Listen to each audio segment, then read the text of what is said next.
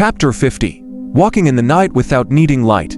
On that day, Tingyu, who had lived in Purple Earth since she was young, rarely knew the hardships of the human world, had a dream. In the dream, Chen Feiyuan was fiercely making things difficult for Xu Qing. She was very angry. It was early in the morning when Tingyu woke up from her dream. Her mood was a little different from the past. When she arrived at Grandmother Bei's tent, she sat there and recited the pharmacopoeia, feeling a little distracted. From time to time, she would raise her head and look outside the tent, until she saw Chen Feiyuan. Tingyu's eyelids flutter as she recalled the dream from yesterday. Chen Feiyuan yawned and rubbed his eyes as he lifted the tent flap. Just as he was about to sit down beside Tingyu, the futon was moved away by her. Chen Feiyuan was stunned and looked at Tingyu. "What are you doing? Sit there." Tingyu couldn't be bothered with Chen Feiyuan and pointed to where Xu Qing usually sat. "Why?" Chen Feiyuan instantly got annoyed and his eyes widened. "Based on the fact that you don't work hard in your studies, based on the fact that you've been taking leave frequently during this period of time, I'm annoyed by you sitting here. Is that enough?" Tingyu glared at him with her almond-shaped eyes and spoke very quickly, causing Chen Feiyuan to be stunned once again. After a while, he mumbled a few words to himself, so that he didn't dare to provoke the other party. He then sat at Xu Qing's seat gloomily. "Sigh, Tingyu, you." After sitting down, Chen Feiyuan was about to speak, but before he could finish, Tingyu's eyes revealed hostility. "Don't say the word sigh. What if someone hears it and misunderstands?" What's wrong with the word sigh?" Just when Chen Feiyuan was at a loss, the tent's door opened and Xu Qing walked in. Upon seeing Xu Qing, two shallow dimples appeared on Tingyu's face. She then revealed a smile and patted the futon that originally belonged to Chen Feiyuan. "2. Junior brother, sit here."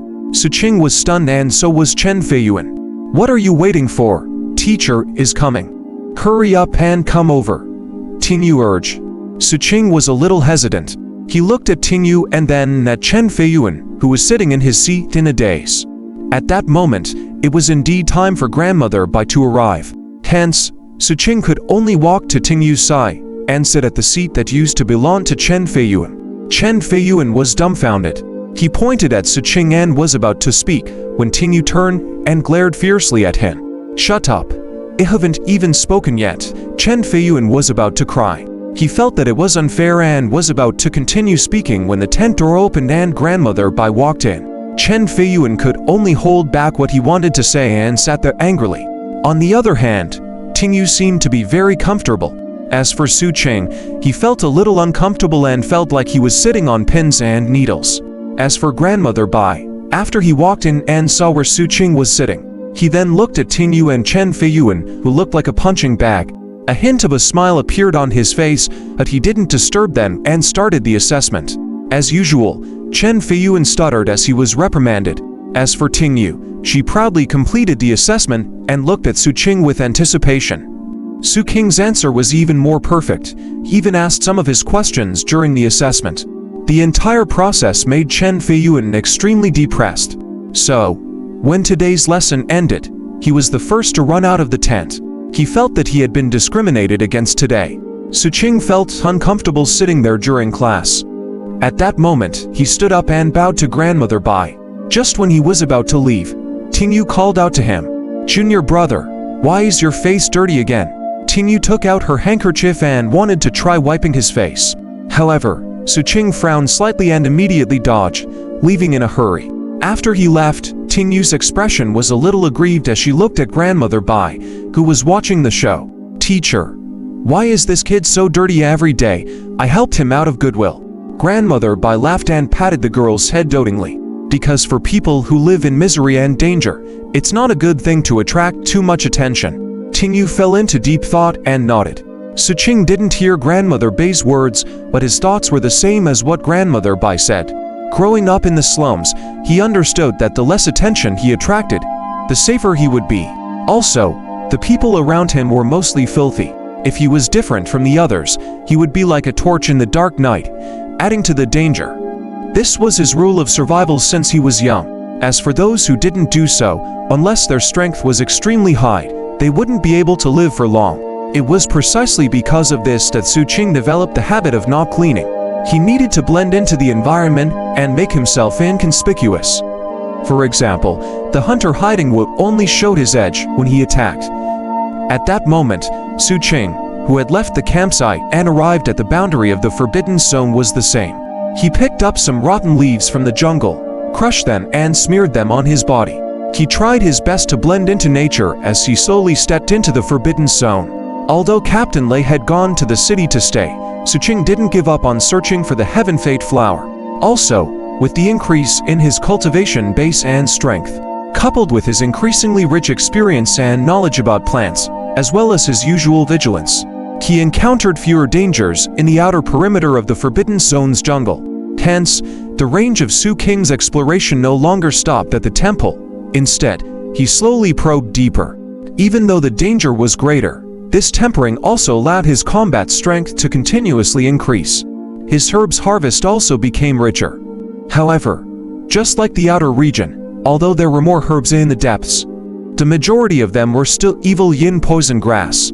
As there was a lot of poisonous grass, Xu Qing's knowledge of herbs was mostly on the concoction of poison. As he improved, he also gained a few more types of poison powder. For this reason, he specially went to a clothing shop and bought a jacket filled with pockets.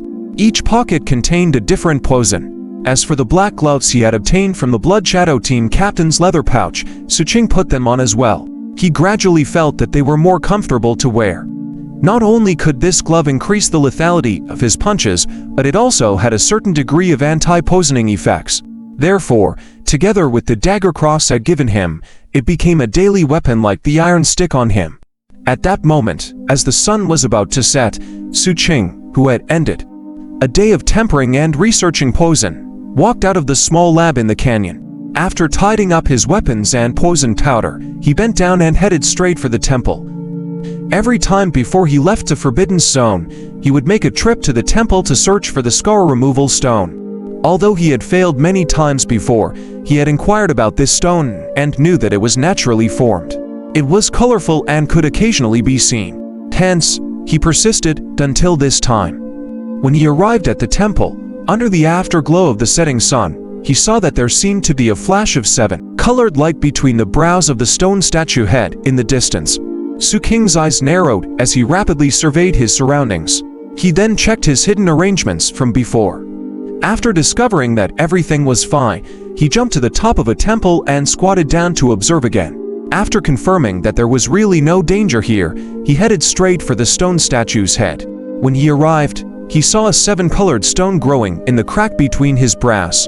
This stone should have been ordinary in the past, but in this mysterious temple, it had changed over time. Xu Qing hurriedly took it down and quickly searched the entire temple cluster. He found 6 such stones. Looking at the stone in his hand, Xu Qing let out a long sigh of relief.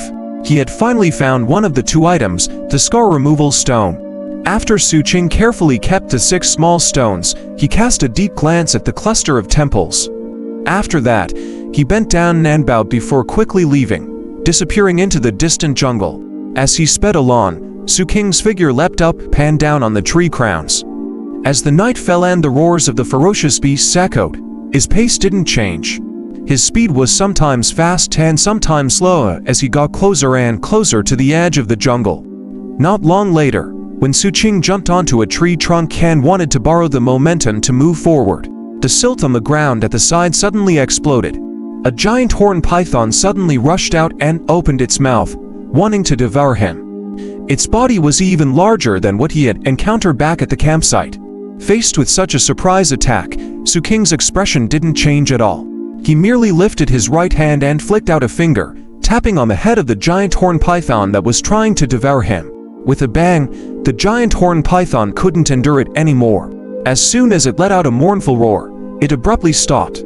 Its tough skin was unable to block Xu Qing's strength and its head was torn apart, its flesh crumbling. This collapse spread throughout his body in the blink of an eye until he turned into a ball of blood mist. Only his gallbladder remained unscathed as it fell from the blood mist. Xu Qing then grabbed it and left. Just like this, at dawn, Xu Qing walked out of the jungle and returned to the campsite. At the pitch-black campsite, there were very few lights at this time. As Xu Qing walked, the happy mood that he had when he obtained the small stone also became gloomy as he got closer to his residence. His residence was also pitch black. Only the dozen or so wild dogs lay on the ground and wagged their tails after sensing his return. After Xu Qing entered the courtyard, he habitually glanced at Captain Lei's room and silently walked into the kitchen. He heated the leftover food from yesterday and swallowed it as though it was to fill his stomach. After he was done, he returned to his room and sighed softly. I wonder how Captain Lei is doing in the city. He should be doing very well. If I still can't find the Heaven Fate flower in the end, I'll save up some spirit coins and buy a spot too. Xu Qing mumbled and closed his eyes, allowing himself to sink into cultivation. The next day, Xu Qing went to class as usual. Tingyu returned to normal, but the seat was still left for him. As for Chen Feiyuan, he had also resigned himself to fate and could only watch as Xu Qing sat in his original seat. As the lesson ended, Tingyu no longer spoke up to wipe his face. There was more understanding in her gaze. Xu Qing felt this understanding. He lowered his head slightly and bid farewell to grandmother Bai. When he left the tent, Xu Qing touched the small stone in his leather pouch and walked toward the general store where the little girl was at. However, before he could get close, he saw a group of strangers outside the general store from afar. Their clothes were very special. Their black robes were embroidered with blood-colored suns, and a murderous and bloody aura was especially obvious on them.